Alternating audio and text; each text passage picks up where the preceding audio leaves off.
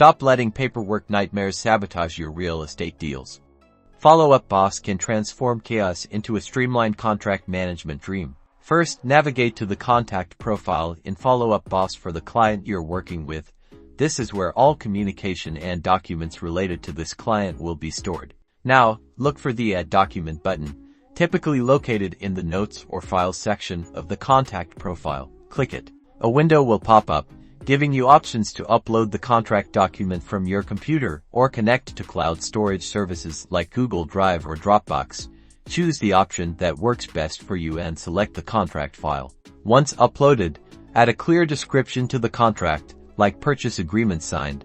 This will make it easy to find later. To send the contract, click the email icon next to the document. Follow Up Boss will automatically populate the recipient field with your client's email address. Customize your email message with a personalized note and take advantage of Follow Up Boss's email tracking features to see when your client opens the email and views the contract. Finally, keep an eye on the activity feed within the contact profile to track whether the contract has been viewed, and set yourself reminders to follow up, ensuring a smooth and efficient closing.